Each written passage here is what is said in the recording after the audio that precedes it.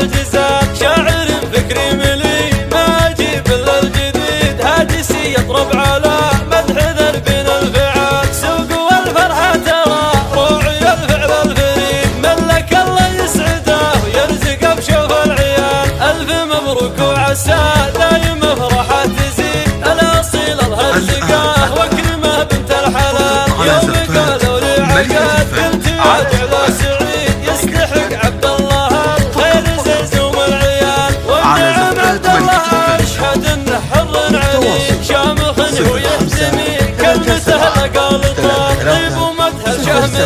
الجزل دايم يصيب، اشهد عبد الله كفو بالكرم مضرب مثال، ابن محمد لن تخال الخوي عز وعظيم، ذا صيته واشتهر بالجنوب وبالشمال، محمد ابوك عسى يرحمه رب العبيد، افتخر به وانطنخ والنعم وفي الخصام، ذو عيسى والنعم اهل المجد الدليل، كل واحد منهم اليوم تخاشى الانتقام،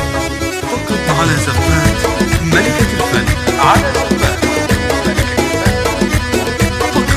دندن الهجس على بدع طارق القصيد، شاش راسي للشعر وانتخب بدع الجزال، شاعر فكري ملي ما اجيب الا الجديد، هاجسي يطرب على مدح ذربين الفعال، سوق والفرحة ترى روعي الفعل الفريد، ملك الله يسعده ويرزقه بشوف العيال، الف مبروك وعسى دايم فرحة تزيد، الاصيل الهرزقه واكرمه بنت الحلال، يوم قالوا لي عقد قلت يا جعل سعيد، يستحق عبد الله الخير زيزوم العيال، والنعم عبد الله اشهد انه حر عنيد، شامخ ويحتمي كلمته لقال طال، طيب ومدح الشهم الجزل دايم يصيب، اشهد عبد الله كفو بالكرم مضرب مثال، ابن محمد لن تخال الخوي عز وعظيم، ذا صيته واشتهر بالجنوب وبالشمال، محمد ابوك عسى